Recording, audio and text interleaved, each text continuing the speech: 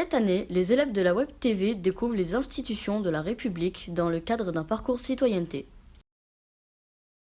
Des questions pertinentes pour mieux comprendre le système politique français.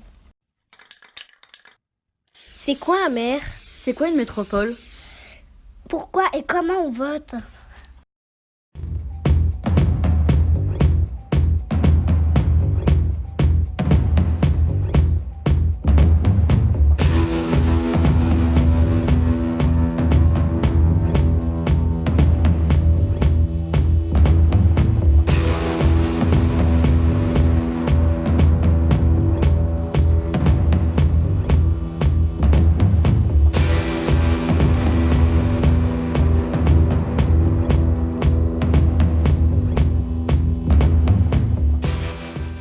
Bonjour Monsieur le maire. Bonjour.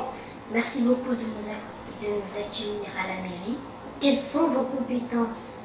Alors, les compétences du maire, elles sont assez importantes. Le maire, déjà, c'est le seul élu en France qui a deux casquettes. C'est bien sûr le chef de la commune, puisque c'est lui qui dirige la ville dans laquelle il est élu. Et de l'autre côté, il est également représentant de l'État.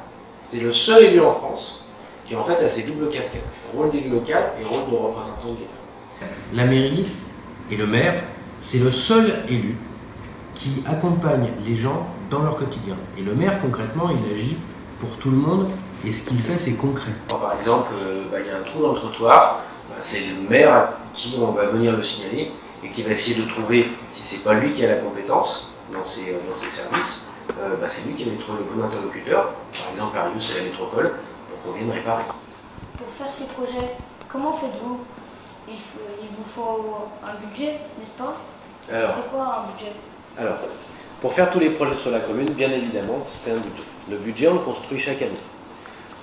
Le budget de la ville de Rieux, c'est environ 54 millions d'euros, à peu près. Le dernier, on est dans ces eaux-là, entre 50 et 54 millions d'euros, ça dépend des années. On a ce qu'on appelle un budget de fonctionnement et un budget d'investissement. Première chose. Le budget de fonctionnement, en fait, c'est pour faire tourner la machine. C'est le salaire des agents, c'est les subventions aux associations, c'est le paiement des factures d'électricité, d'eau, etc. Voilà, grosso modo, c'est pour faire tourner le moteur. Et ensuite, il y a l'investissement. L'investissement, c'est pour construire la piscine, c'est pour construire la médiathèque, c'est pour construire le centre-ville, c'est pour rénover les écoles, c'est pour tous les projets qui vont développer notre commune. Donc il y a des personnes qui arrivent aussi pour habiter la commune. Ces personnes-là, quand elles viennent, elles payent des impôts. Et plus j'ai d'habitants qui viennent qui peuvent payer des impôts, plus je peux continuer à améliorer la commune et plus je peux redistribuer aussi. En général, le budget Rieux-la-Pape, il est voté au mois de mars. Le premier travail du maire, quand il y a toutes les demandes qui arrivent, c'est de choisir pour respecter l'objectif budgétaire, pour qu'on n'augmente pas les impôts, pour qu'on ne s'endette pas trop et pour qu'on puisse tenir nos promesses qu'on a fait en début de mandat. Est-ce que vous travaillez seul? Non, un maire, ça ne travaille pas tout seul. Le maire, j'ai l'habitude de dire, c'est un chef d'orchestre.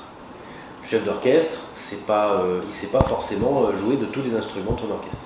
Par contre, il doit mettre le bon musicien au bon endroit, il doit lui mettre le bon instrument entre les mains, et il doit faire en sorte que tous les musiciens jouent la même partition pour que la symphonie soit agréable à l'oreille. Sinon, si tu mets des musiciens qui ne savent pas, tu les mets pas au bon endroit, tu ne donnes pas le bon rythme, tu leur donnes pas la bonne partition, et en plus tu leur donnes pas le bon instrument de musique, ça devient de la cacophonie.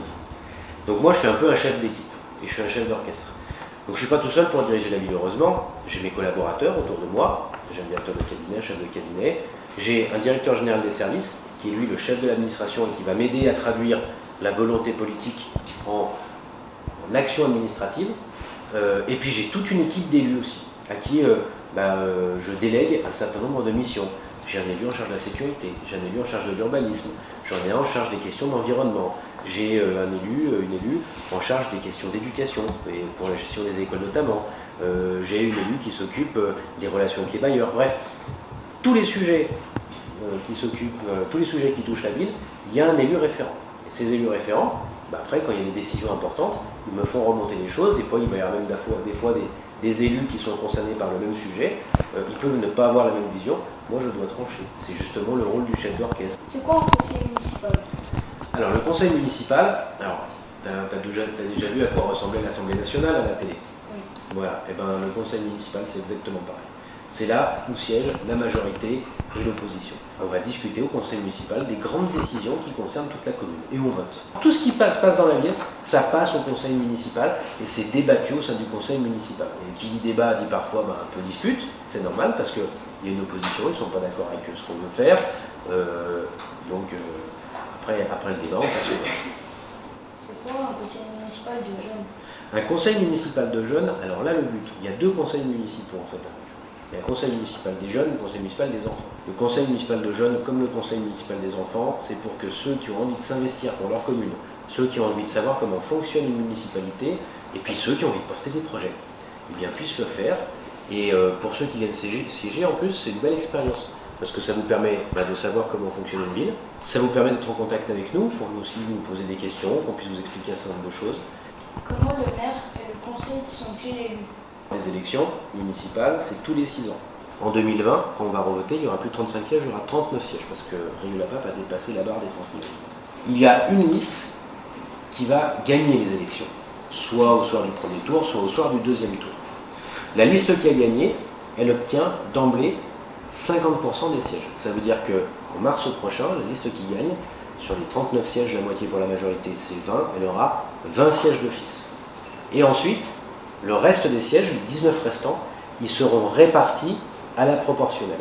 C'est le conseil municipal et les membres de son conseil qui vont élire le maire et qui vont élire les adjoints du maire. Vous pouvez nous raconter l'histoire autour de votre écharpe tricolore? Pourquoi est-elle à l'envers? Alors l'écharpe tricolore, elle n'est pas à l'envers. En fait, tu as 2 façons de la mettre. Le maire, il met l'écharpe tricolore avec le bleu près du cou. Ça, c'est pour les maires. Et pour les parlementaires, c'est-à-dire pour les députés ou pour les sénateurs, eux, c'est l'inverse. Ils vont mettre le rouge près du cou. C'est ce qu'on appelle un usage républicain, une tradition républicaine. C'est pour que, tu vois, quand il y a des grands événements, une cérémonie officielle, on met notre écharpe et c'est qu'on puisse aussi nous reconnaître. C'est l'écharpe de maire et il y a une différence entre l'écharpe de maire et l'écharpe des adjoints, c'est que les pompons de l'écharpe du maire, elles sont dorées. Pour les adjoints, elles sont argentées. Par contre, quand vous êtes parlementaire, les pompons sont dorés aussi. Et donc, tu vois, si tu es parlementaire, tu la mets comme ça. Et quand tu es maire, tu la mets comme ça. Quelles sont les différences en matière de compétences entre le maire et le président de la métropole, par exemple? Alors, la communauté urbaine, c'est elle qui avait les compétences de la propreté, c'est eux qui s'occupent du ramassage des poubelles, par exemple. Ils avaient la compétence de l'aménagement. Le département, lui, s'occupait des collèges, il s'occupe du social, c'est-à-dire de la protection des jeunes. Il s'occupe, c'est lui qui donne les agréments pour les assistantes maternelles. C'est lui qui gère la PMI, c'est la protection maternelle et infantile. C'est lui qui va gérer la politique sociale pour les handicapés. C'est lui qui va gérer la politique sociale pour les personnes âgées. C'est lui qui va gérer le RSA. Toutes ces choses, donc pour les demandes pour ceux qui sont en fragilité et en recherche d'emploi. Et finalement, en fait, la métropole, c'est la fusion de ces 2 collectivités. En fait, le président de la métropole aujourd'hui, c'est un des élus les plus puissants de France, en termes de compétences et de pouvoir. Parce qu'il a quelques pouvoirs du maire, il a les pouvoirs d'un président de communauté d'agglomération, et il a les pouvoirs d'un président de département. La petite révolution qu'il va y avoir, c'est qu'en 2020, pour la première fois, on va voter 2 fois la même journée. On va voter pour élire les conseillers de la métropole et les conseillers municipaux. Les conseillers de la métropole, qui représenteront ici, dans notre territoire, ce qu'on appelle le plateau nord. 3 communes. Rieux-la-Pape, Caluire-et-Cuire et Satonnet-Camp.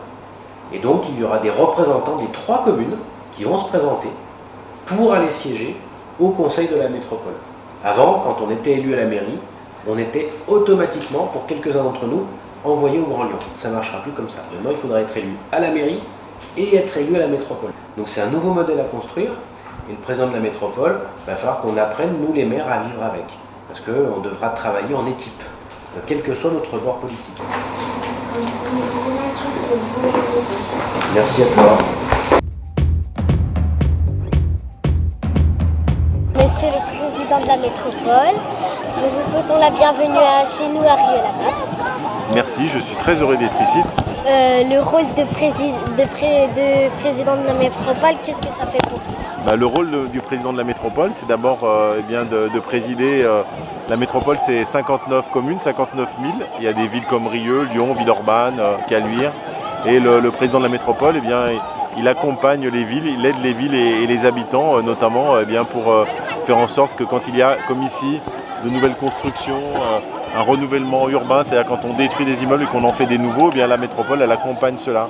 Mais la métropole aussi, c'est une métropole qui s'occupe notamment de ce qu'on appelle la protection maternelle infantile, qui s'occupe de la protection de l'enfance, s'occupe des collèges. C'est la métropole qui construit par exemple les collèges et qui s'occupe de faire en sorte que les élèves soient bien accueillis dans les collèges comme ceux qui existent déjà à Rieux. Et puis c'est aussi la métropole qui s'occupe de refaire les routes, de ramasser les ordures ménagères, de la propreté dans les communes. Voilà, tu vois, c'est plein de choses.